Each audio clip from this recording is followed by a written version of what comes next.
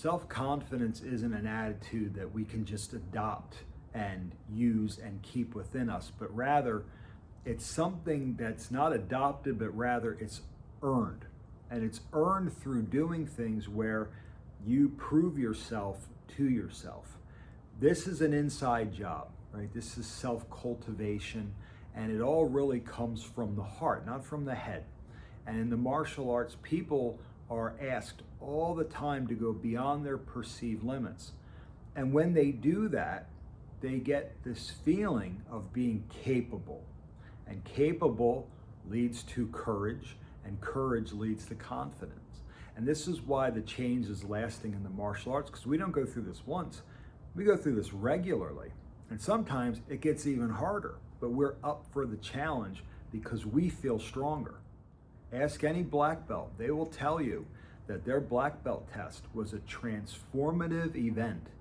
They went way further than they believed that they could. And they had that opportunity where they proved themselves to themselves. And now they have a whole new attitude about who they are. And they see themselves differently.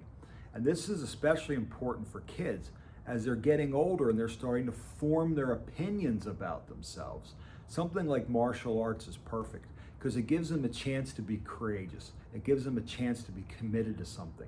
It gives them an opportunity to persevere, and it gives them an opportunity to work for something and earn something. And in knowing that you earned it, you feel more capable of yourself. And then you just build on top of that to where you see brand new people. And if you look, your average martial arts school, one of the things that they practice to impart to their students is self-confidence. Now, not every school can tell you how they do that. Not every school even tries to do it. They just say that they can. But how do they do it should be the question. And the answer should always be through hard work. That's it, through hard work. So you bring the kid into the dojo, and instructor gets them on a training program and gives them all the expectations, and you keep bringing them, and the kid's getting stronger and getting more focused. And as they start to have more self-esteem, they start to become calmer, less angry, right? More obedient, because now they understand the importance of following directions. And they start to take pride in their schoolwork and pride in their room and how they put themselves together. Because in the martial arts, that's expected of you, right? Come to class, uniform right, belt tied right? Stand where you're supposed to stand, focus when you're supposed to focus, work hard, don't give up. And that's the real treasure of the martial arts, is what it does for a person inside. It does a lot for the outside, but it does way more for the inside than we realize.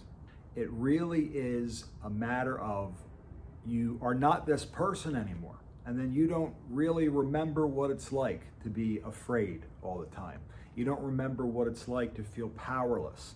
You don't remember what it's like to feel like, your life is beyond your control, but rather you start to feel like things are within your control. You can't control everything, but if something were to happen, you could handle it.